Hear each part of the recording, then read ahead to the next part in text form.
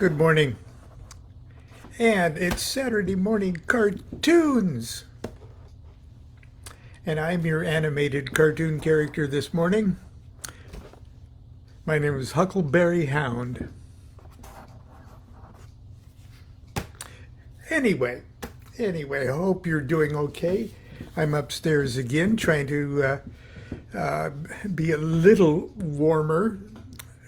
It's been very cold and wet and rainy, but it's blizzarding in Southern California, so I can't really complain too badly. We're preparing to celebrate Constance's birthday on the 27th. Don't tell her I told you. Her birthday is February 27th. And she's making her favorite dinner. I said, well, let's go out to eat, but actually we don't know any place to go out to eat in Sacramento that we enjoy or can afford. So we're having cod. Birthday cod. Constance will be 36 on the 27th. And my child bride. Anyway, I better delete all of this because she's going to be mad. Let's talk about memory for a second. Because not only that, but yes, I am continuing with this little second installment, which is called Memory in Little Essays Toward Truth. Okay, it'll be really short, like Saturday morning cartoons are. But memory is insanely important.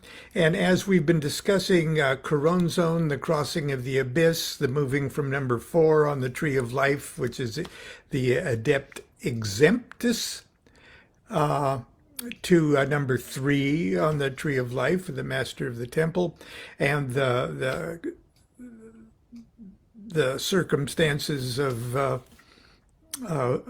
the abyss and Coronzone and dispersion and crossing the abyss and preparation for that and everything else. And it just so happens this memory chapter, it fits in perfectly with what we've been discussing in the last few weeks, actually. But I'm going to read you something first out of Crowley's Magic and Theory and Practice, or Book 4, Part 3, and concerning memory. And there's a whole sort of instructional, meditational little mini book that Crowley calls Liber Thesharb. Now, Thesharb is Bereshit spelled backwards, and Bereshit is the first word of Genesis, loosely translated in the beginning. In the beginning, Bereshit. It's funny, though. But at least I've been led to understand that to say in the beginning, God created, in the beginning, to say it in Hebrew, you don't say Bereshit. You say something else, and I'm not a big Hebrew scholar at all, but in conversation, if you'd say, well, in the beginning, I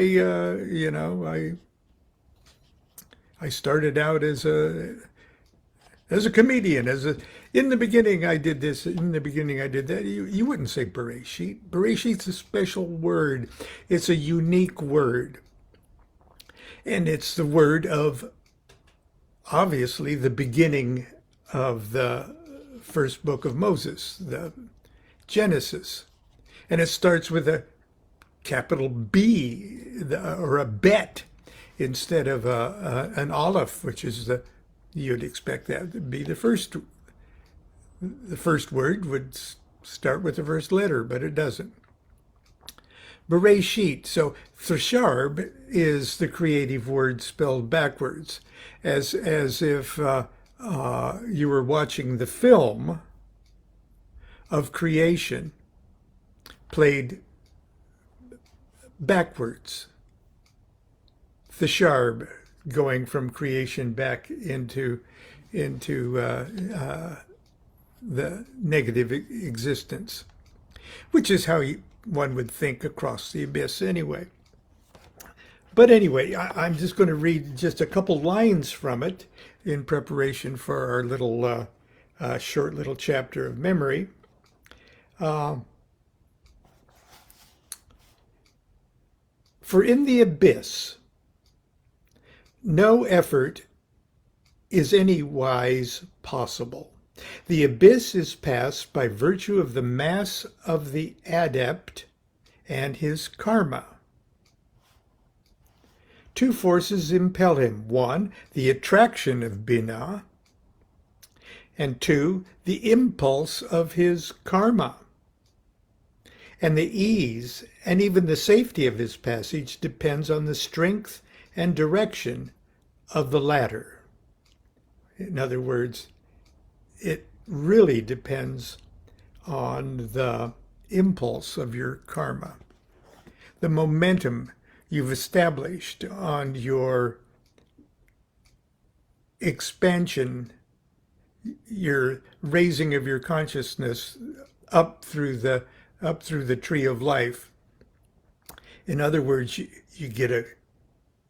find out what your will is, and you start doing it, and as you do it, it becomes you gather up a lot of momentum.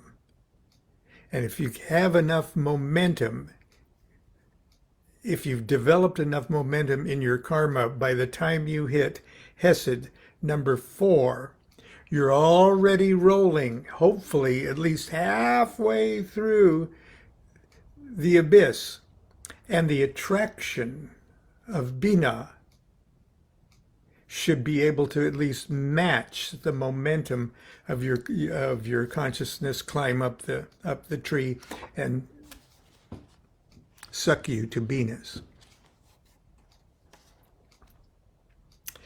Okay.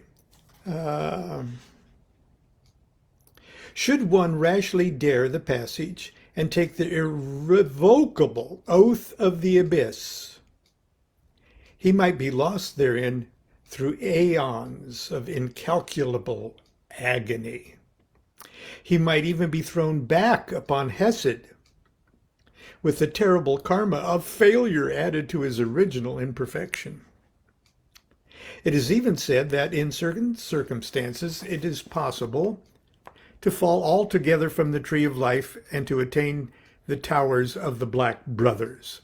But we hold that this is not possible for any adept who has truly attained his grade, or even for any man who has really sought to help humanity even for a single second. And that although his aspiration have been impure through vanity or any similar imperfections,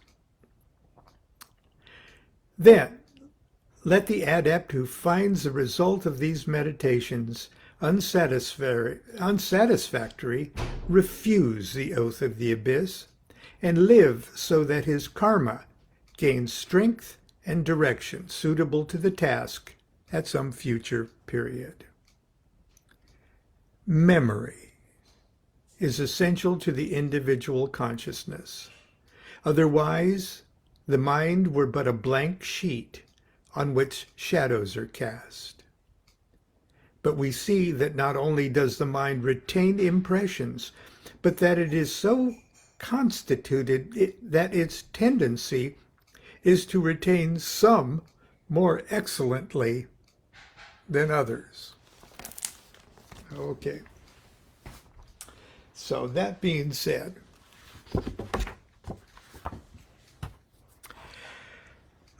I know I've told you a million times that when I was very young and first started to take my first steps, I was walking with difficulty, more difficulty than a toddler should. And this was in 1949, 1950. And all of the world, Southern California, which was my world at the time, was being hit by the terrible plague of polio. And so parents were extra observant of their children that had difficulty walking. And so I was taken to the doctor, and I thank the gods I didn't have polio. Like several of my neighbors' kids on both sides of our house.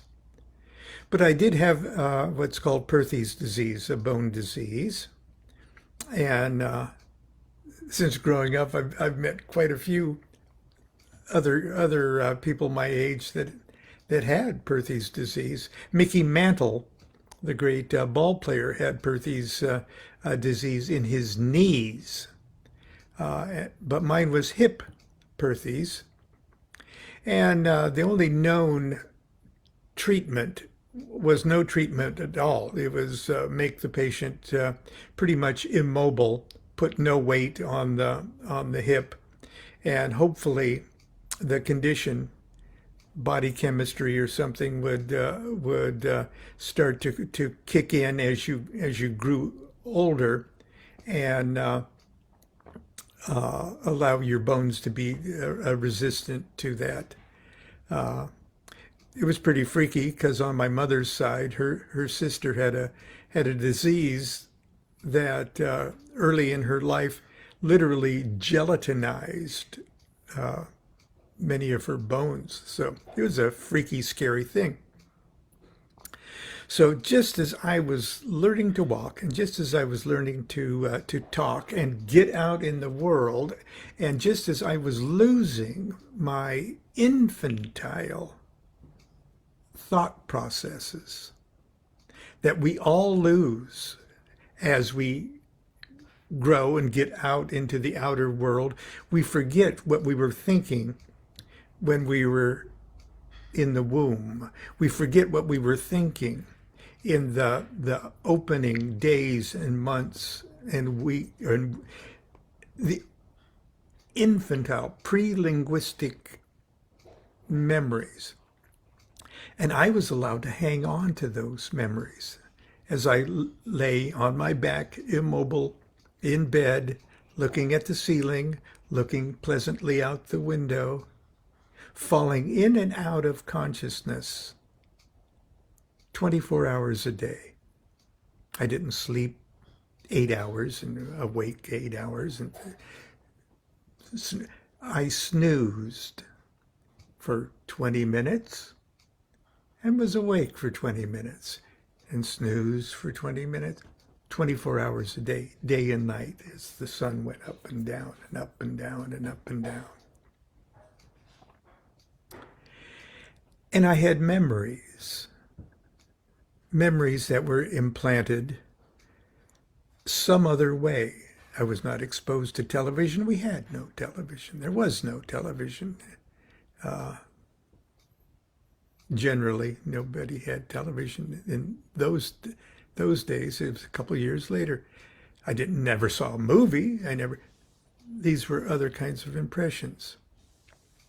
And that memory, the memory of crouching down in a trench with other men, with explosions going on overhead, and the sound of falling dirt clods on a helmet, and the memories of driving a beautiful little roadster down the Pacific Coast Highway going to Mexico. And I had real memories, okay? And it seemed important for me to, as far as who and what I was, it seemed very important to me because all of a sudden I realized that I was a grown up with grown up memories trapped in a baby's body. Be that as it may, the memories were very important. And I'm going to read from Little Essays from Truth, that very short second installment of Crowley's called Memory.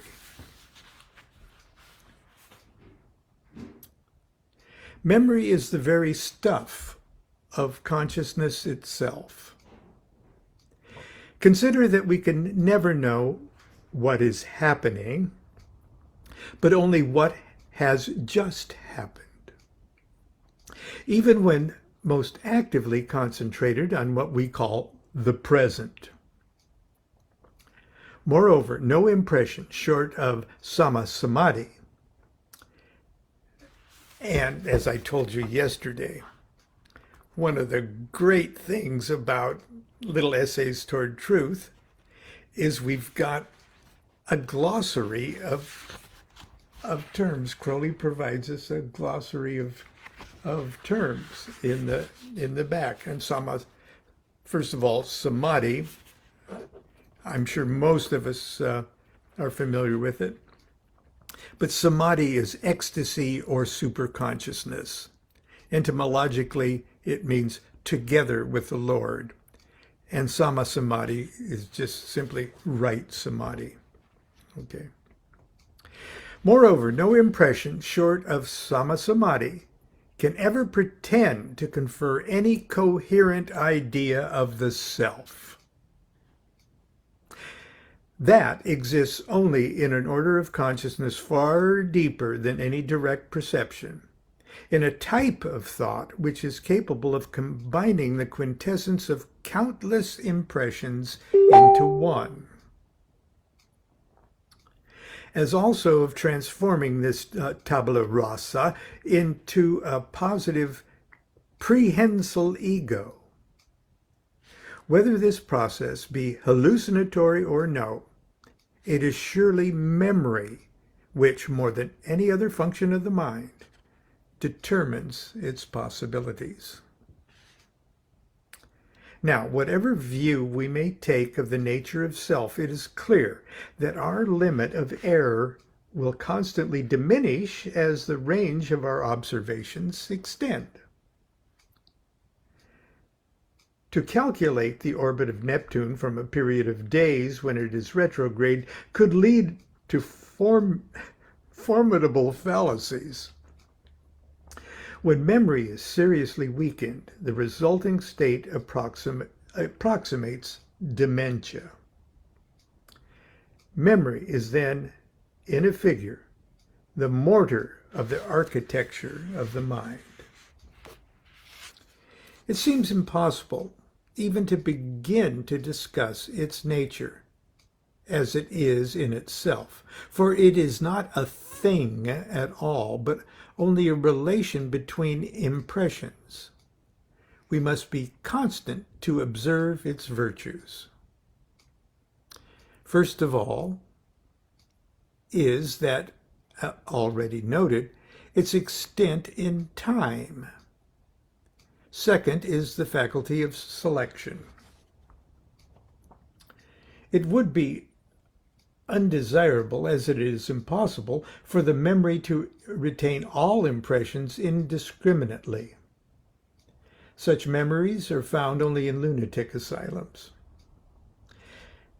The memory, whatever it may be, depends on cerebral metabolism, and it thrives on a proper harmony of exercise and repose, and economy, just as does muscular strength. Memory, as such, is practically worthless. It is like an abandoned library. Its data must be coordinated by judgment and played upon with skill. It resembles a great organ which requires an organist. By classifying simple impressions, one obtains ideas of a higher order. The repetition of this process gives a structure to the mind which makes it a worthy instrument of thought. And this means enables one to retain and to bring at will from their quiet resting place 1,000-fold the number of facts which would overwhelm the untrained mind, or the untrained memory. One must model one's mind upon the arrangement of the ends of the nerve fibers of the brain. At will. Here is the great key to proper selection, that one should resolutely remember all facts that may be useful, and as resolutely forget all those impertinent to the true way of one's star in space. For so only can one economize the mnemonic faculty, and this is to say, no man can begin to train his memory duly until he is aware of his true will. There is then, as in all matters pertaining to the intellect, a vicious cycle. For one can only become conscious of one's true will by a judgment of somatic intensity upon all facts that it is possible to assimilate. The resolution of the antinomy is found ambulando, or as you're walking along. That is, by selective training above indicated. A further complication of this whole question appears during the practice of yoga, when the sheaths being successively stripped from the mind, one begins to remember not only long-forgotten facts, but matters which do not refer to the incarnated ego at all, like Lon laying in his crib. The memory extends in time to infancy, then to one's previous death, and so further to an unlimited series of experiences whose scope depends on the degree of one's progress. But parallel to this, but parallel with this intensification of the idea of ego, its expansion through aeons, there arises, in consequence to the awakening of the amakara, or the ego-making faculty, a tendency to remember things which have happened not to oneself, but to other people or beings. Herein is one of the most irritating obstacles in the path of the wise, for the normal development of memory in time leads to a better understanding of the true will of the individual, as he then conceives himself, so that he perceives a universe teleologically more rational as he progresses. To be compelled to assimilate the experiences of supposed alien beings is to become confused. The old hodgepodge of Coron Zone, restriction be unto him in the name of Babylon, gaps once more for the adept, who possibly supposed himself already, in a sense, a free man of the city of the pyramids, or the master of the temple of Bina.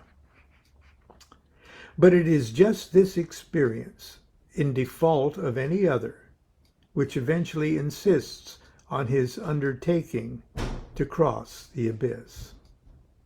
For the alternative to sheer insanity is seen to be the discovery of a general formula of comprehension of universal experience without reference to the ego, real or supposed, in any sense.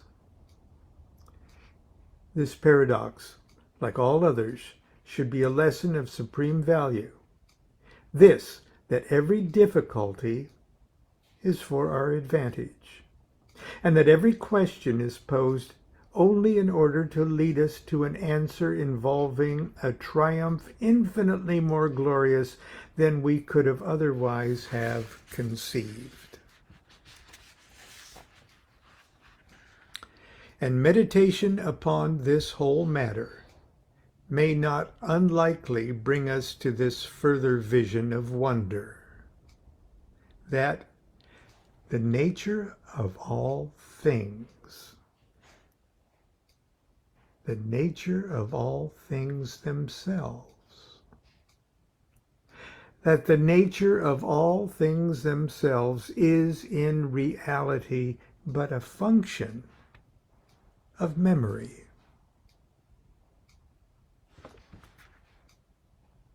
Okay, that's it for today. Like everything I do on my morning readings, I have no set intention to start, end, continue anything. But I'm having fun with this rare little book. And I encouraged everyone yesterday to get and read this book. But this particular edition is now like a collector's item. And so I searched around because it's out of print and everybody should read it. Okay, so I searched around, and yesterday, if you go down on my Facebook page, you'll see a link to a PDF that someone was kind enough to in the past to make available. So at least you can read it online. And I really don't advise you to buy this $7 book for $1,200 unless, of course, you're a collector. But it would be fun to read it.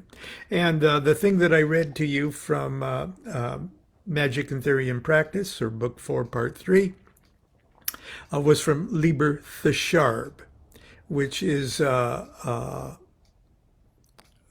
sort of a meditation, or instructions for a meditation of learning how to think backwards in order to improve your memory and sort of stretch your memory muscles. Something that I've done, and my memory is so selective that if I'm not actually if something isn't on the forefront of my mind, I'm the original absent-minded professor. But I like to just as almost a game,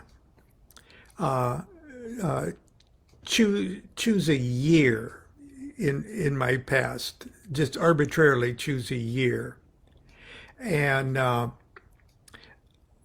then set to work to remember what I was doing, what the family was doing, where I was working, things that I was doing, progress that I was making in my magical career, and just observe that how once you start memorizing things that are already in, they're already in there. You're like a tape recorder. As a matter of fact, that's sort of part of the mechanism of Solomonic magic. You whip up you go to a great deal of effort to whip up a spirit to do something in particular for you. You make this spirit does it or it doesn't, but you've created that spirit, and if you forget that you've whipped up a spirit to do something for you, and then you conveniently forget that spirit, I'm sorry, you've already still programmed yourself with that original charge, and you're either going to have to reprogram yourself with another evocation to neutralize that, or sort of be at the mercy of it behind your back, biting your butt, or trying to discharge its energy along the line of least resistance in your spiritual circuitry. But that's another subject. It's Saturday. Let's go out and play. Let's get our sleds. Let's build a snowman. Okay, until tomorrow for Sunday school. Do what thou wilt shall be the whole of the law. Love is the law. Love under will. Bye.